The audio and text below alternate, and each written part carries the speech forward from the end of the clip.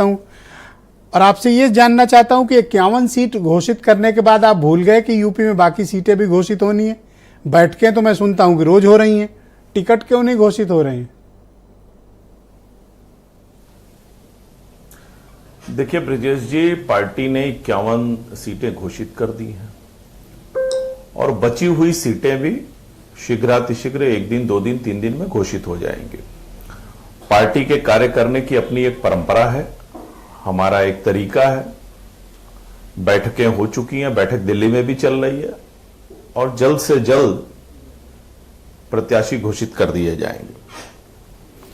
लेकिन सबसे बड़ी बात यह है ब्रिजेश जी कि भारतीय जनता पार्टी सदैव जनता के बीच में रहने वाली पार्टी है। हमारे कार्यकर्ता, हमारा संगठन साल के 365 दिन जनता के बीच कार्य करता है, तो इसलिए हम हमेशा चुनाव के लिए तैयार रहते हैं। हम बाकी दलों की तरह कोई प्रवासी पक्षी की तरह चुनाव में नहीं उतरते हैं कि महीने 2 महीने के लिए आए और फिर 5 साल के लिए गायब हो जाए। और सबसे बड़ी बात है कि आज हमारे पास नेता है, नीति है, नियत है।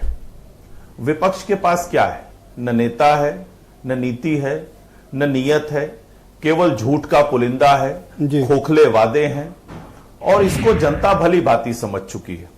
एक तरफ मोदी जी की गारंटी है और दूसरे तरफ विपक्ष में सब वारंटी हैं, जिनको किसी न किसी मामले में वारंट जारी हो रहा है। तो वारंटी को छोड़कर जनता गारंटी पर मुहर लगाने जा रही है। ये दूसरे दलों के आयातित नेताओं पर आपकी निर्भरता बहुत ज्यादा हो रही है।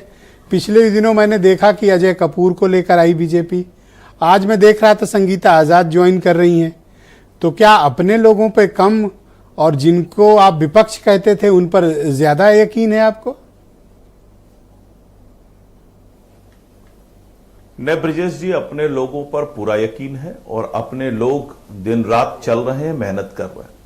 भगदड़ विपक्ष के खेमे में मची हुई है। जिस तरह से नकारात्मक राजनीति विपक्ष लगातार कर रहा है, तो उनके नेताओं को यह एहसास हो चुका है कि 2014, 2017, 2019, 2022 में जनता ने जो हश्र इनका किया है वही 2024 में होने जा रहा है और बल्कि उससे बुरा होने जा रहा है। आपके अपने कैडर के लोगों की मेहनत में कोई ना कोई कमी तो रह गई होगी, तभी आपको विपक्ष के नेताओं की जरूरत है। नहीं, देखिए, परिवार बढ़ता है तो नए सदस्यों का आगमन होता है। निश्चित रूप से विपक्ष में भैया परिवार अपना होगा ना, पड़ोसी को लाने से थोड़ी ना होगा। महसूस कर रहे थे। नहीं, देखिए, हम तो बात करते हैं सबका साथ, सबका विकास, सबका विश्वास।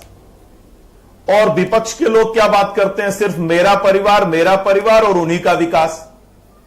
तो जो वहां लोग हैं उनके अंदर एक खलबली है और एक डर का भी माहौल है कि इनके साथ रहने से तो पूरा करियर बर्बाद हो जाएगा। डर से आपका तात्पर्य क्या है सर?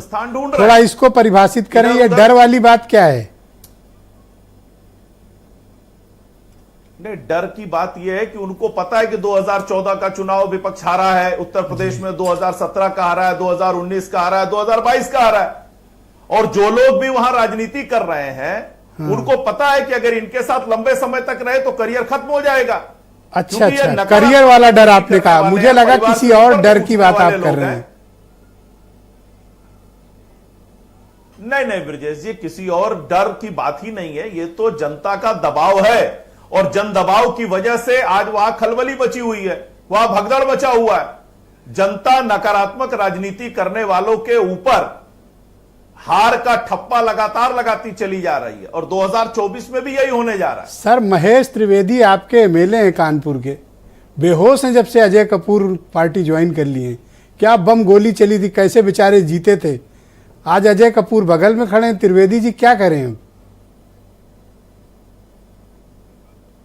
नहीं, देखिए, सबसे बड़ी बात मैंने आपसे कहा कि तमाम लोग हैं जो भारतीय जनता पार्टी में आकर आदरणीय प्रधानमंत्री मोदी जी के संकल्प के साथ आगे बढ़ना चाहते हैं, उसमें सहयोग देना चाहते हैं, राष्ट्र निर्माण में अपनी भूमिका निभाना चाहते हैं।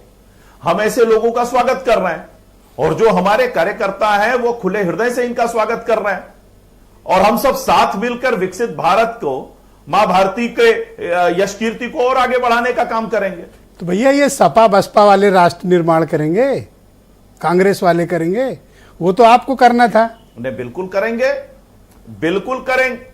मैं यही तो कह रहा हूं, हम कर रहे हैं। और इस यज्ञ में जो भी आहुति डालना चाहता है, जो भी इसमें साथ जुड़ना चाहता है, हम उसका स्वागत कर रहे हैं। ठीक, तो मैं सुनील साजन को इनवाइट करता हूं। उनको पता है बस जितने भी दल हैं ये नकारात्मक राजनीति कर रहे हैं। मैं आपके मित्र सुनील साजन को कार्यक्रम में इनवाइट करता हूं।